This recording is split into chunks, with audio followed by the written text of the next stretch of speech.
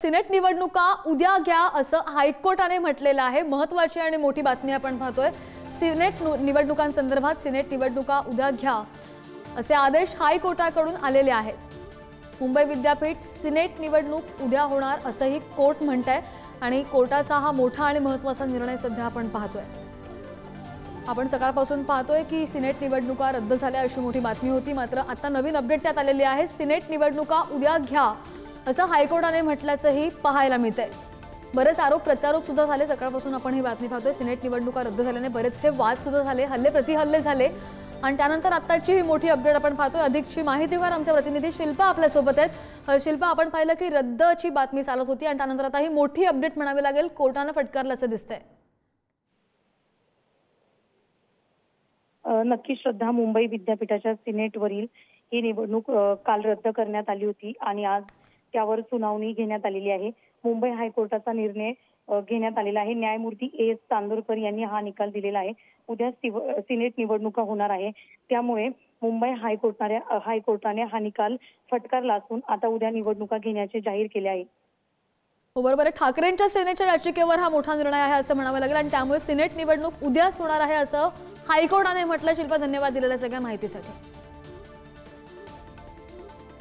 या घडीची सगळ्यात मोठी बातमी आपण पाहतोय। सिनेट निवडणूक उद्याच घ्या असंही हायकोर्टाने म्हटलेलं आहे आणि ठाकरेंच्या सेनेच्या याचिकेवर हा मोठा निर्णय म्हणावा लागेल। सिनेट निवडणूक उद्याच होणार असंही हायकोर्ट म्हणत आहे।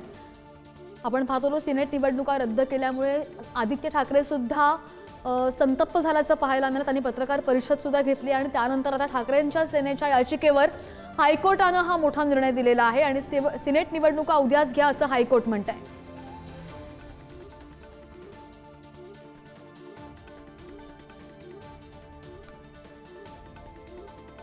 आणि मुंबई विद्यापीठ सिनेट निवडणूक उद्या होणार आहे असंही कोर्टाने म्हटलंय।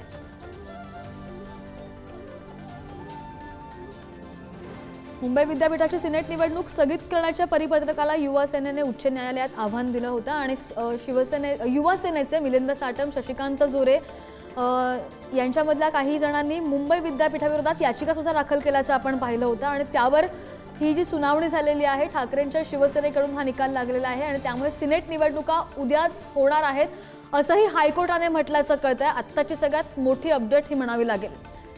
सिनेट निवडणुकीमध्ये शिवसेना आणि युवा सेनेचे मिंदे गटाचा दारुण पराभव होण्याची चिन्ह आहेत, मात्र या पराभवाच्या धसक्याने मिंदे सरकारने मुंबई विद्यापीठाची सिनेट निवडणूक अनिश्चित कालावधीसाठी स्थगित केलेली आहे असं दिसलं आणि त्याच पार्श्वभूमीवर आता उच्च न्यायालयामध्ये तातडीच्या सुनावणीमध्ये हा मोठा निर्णय झालेला आहे असं कळतंय।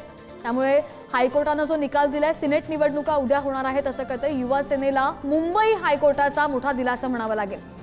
आदित्य ठाकरे सकाळी बरेच आक्रमक झाल्याचं पाहायला मिळालं होतं। त्यांनी मीटिंग सुद्धा घेतली, पत्रकार परिषद घेतली आणि आपण जर पाहिलं तर संजय राऊत, खासदार संजय राऊत यांनी सुद्धा बरीचशी टीका केली होती, मात्र हायकोर्टाने मोठा निर्णय घेतलेला आहे।